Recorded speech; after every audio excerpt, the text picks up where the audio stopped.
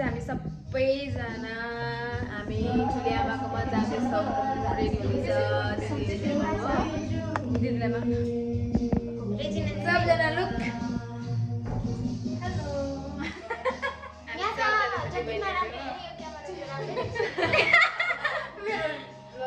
चाहिँ अब रेडी भइसक्यो अब हामी जाँदैछौँ आज चाहिँ सिसार पुऱ्याउनुको लागि डिसेम्बरको भाग सबैजनालाई अब यस्तो मिठो गाइदिन्छु सुन मात्र मेरो गान हेलो हेलो हेलो न मारेगी दीवानगी मेरी न मारेगी आवारगी मेरी की मारेगी ज्यादा तुझसे नाराजगी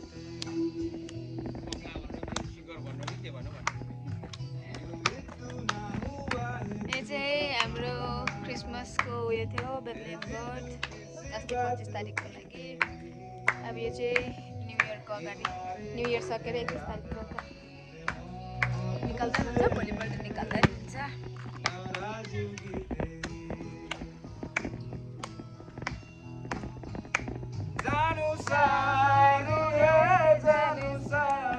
नाच नाच तेरे प्यार में मेरे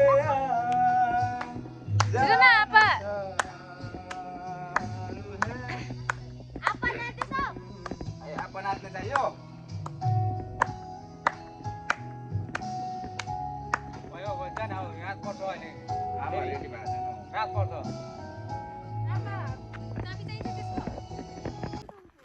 हामी चाहिँ पर तपाईँले देख्नुहुँदैछ नि यो डाँडामा पुग्नुपर्छ त्यो भयो माथिको होइन तलको डाँडा यहाँबाट यस्तो छेउले लिँदैछ परबाट देखाउँछु म तपाईँलाई हामी सबैजना यहाँनिर आउँदैछ छिटो न यिनीहरू त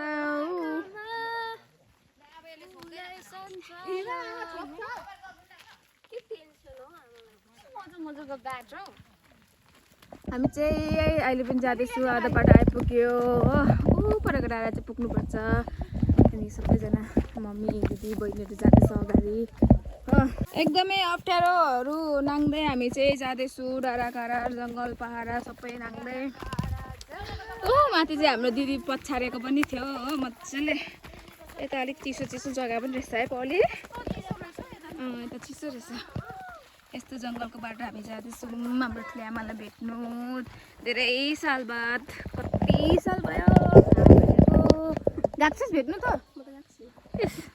त्यो अस्ति एकपल्ट म भाइहरू गयौँ तँ गइस् गएनस् अर्ग्यानिक पानी चाप्टे खोल्ने त्यो पो अगाडि जानुभयो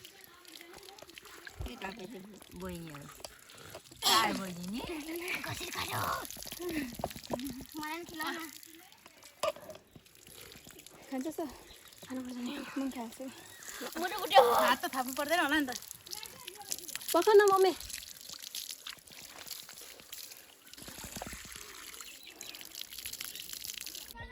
गाइस यस्तो बाटोमा हिँड्नु पर्दैछ हो हामी चाहिँ यस्तो बानी कालो बाख्रा नि कालो रहेछ झ्याप्पै पक्रियो अहिले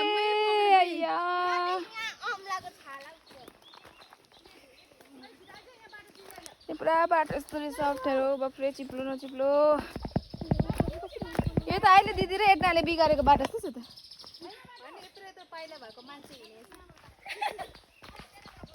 मामा यो बाटै हो यहाँ पुग्नु पर्ने यहाँ बोकेर झार्ने हामीलाई खै म जान्छु यो बाटो हो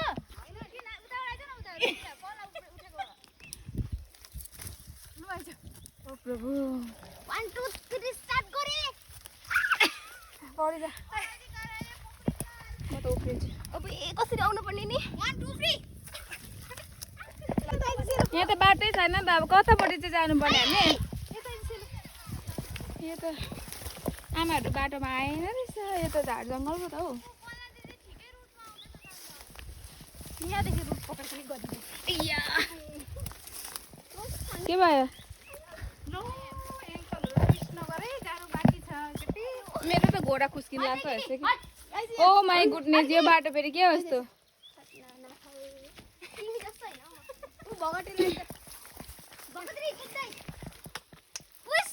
एउटा लट्ठी भेटिदिएर मेरो लागि। अनि हाम्रो त्यही अघि मैले भन्दै गरेको हाम्रो ठुले आमाको घर चाहिँ माथि छ। यो अहिले हामी तल पुच्छारमा छ, अघि माथिबाट झरेर फेरि पुच्छारमा आएर फेरि माथि पुग्नुपर्छ। बाटै त्यस्तो छ। यहाँ चाहिँ अहिले पानी सुकेको छ।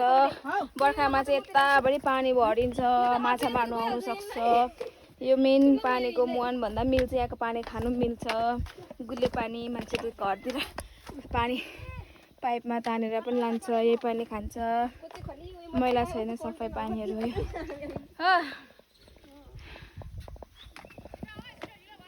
जाऊ जाऊ जाऊ सिमराई हो यो। ए बनमारा पो रहेछ। छुट्याइ जा। थाकेको अवस्था चप्पल सार्दै लगाउने अवस्था आइपुगिसक्यो। मैला बनाएछ मेरो सेतो चप्पल। अनि पानीको मुहानमा यसरी धारा बनाउँथ्यो, पानी थाप्थ्यौँ यसरी, यस्तोमै नुहाउनु आउँथ्यौँ। जग्गा जग्गा पानी पोलाउँथ्यो होइन। अहिले चाहिँ के भन्छ मुहानमै, पानीको मुहानमा नै ट्याङ्कीहरू बनाएर त्यहीँबाट नै पुरा पाइपहरू तानेर घर घरमा आएको छ। त्यो सुविस्ता भएको छ। बाटो चाहिँ यहाँ थिएछ।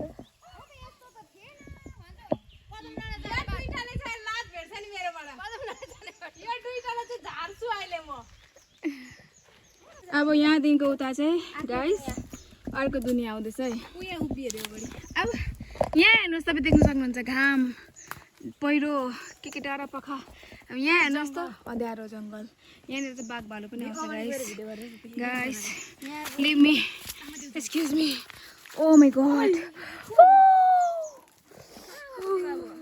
अब चाहिँ म अगाडि नै हिँड्छु, किनकि म सबै पछाडि ठेल्यो।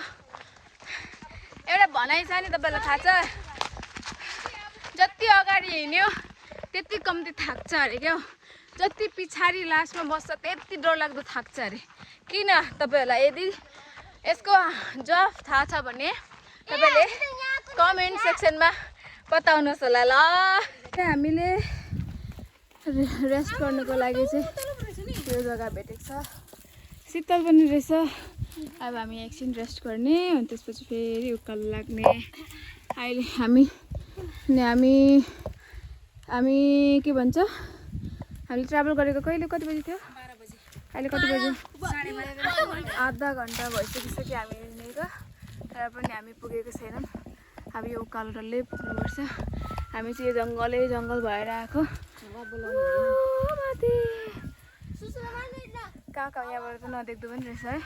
हाम्रो घर देख्दैन यहाँबाट आमा? देख्छ त हाम्रो घरबाट, यो घर देख्छ त? यो उकालो माथि हो नि। यो त अब यालपुङको लास भइगयो नि।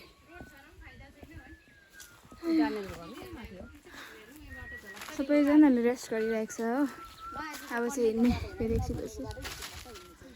अब चाहिँ हाम्रो भाइहरू पनि आइपुग्यो। हामी चाहिँ फाइनली ठुलो आमाको घर आइपुगेको छ। अनि यहाँनिर चाहिँ हाम्रो दुईजना भाइ आउँदैछ। एकजना चाहिँ मामाको छोरा, मेरो कान्छा मामाको, एकजना चाहिँ मेरो भाइ। ल्यामा नआउँदैछ।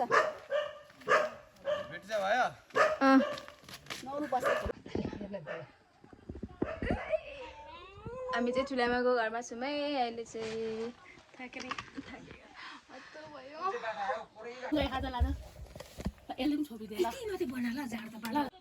मैले भने थिएँ नि टाढो छैन, किनकि म गएको हो नि त। अस्तिको 2 साल अगाडि त आएको हो म यहाँ।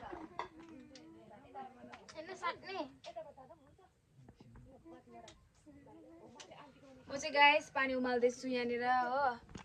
यहाँनिर यो चाहिँ आगो चाहिँ मैले फुकेको। I am very talented guys.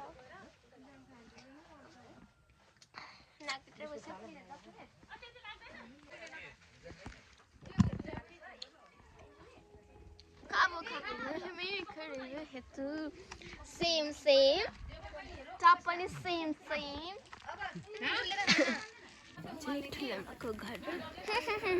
मलाई देऊ न, मलाई भोक लागिरहेछ। अर्ग्यानिक तरिकामा पाक्दैछ। अन्त मैले पारी भेनाकोबाट किने दिदीहरुकोबाट ल्याइदियो मलाई भयो लानु ल अर्को ठाउँ बेच्नु भन्ने हाम्रो ठुले आमा चाहिँ माथि देवी थानबाट ल्याएको अरे कि हरियो बेसी रहेछ त्यो पनि 300 रुपैयाँ किलो अरे चल्दैछ पुरा अब पाकेको भए त केही थिएन नि 300 रुपैयाँ किलो हरियो रहेछ त अन्त यिनीहरूलाई चाहिँ फेरि रातो चाहिन्छ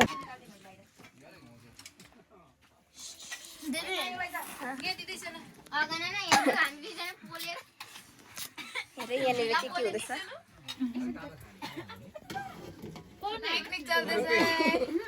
यता हेर्दिनु मम्मी आइ भन्नु नि फुपाले घर ठुलो भयो घरभित्र राखिरहेछ हातले खायो गएकोमा त्यति हो चम्ची छैन आमा यो दुईजनाले भाडा दिन्छ है आमा दिदी त राख्नु पनि थाल्यो भाडा धुन थाल्यो यता होइन अब रुपीले खाएको हेरौँ अब यसले हातले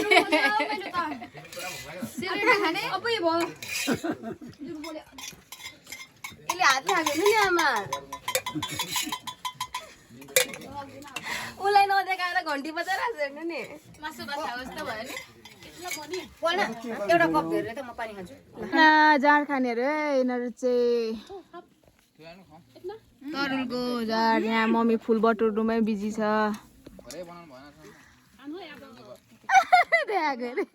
पुलिसले पक्रेर लान्ला नि जेलमा ए मुख लान बनिनु थालिसक्यो यसको प्रभु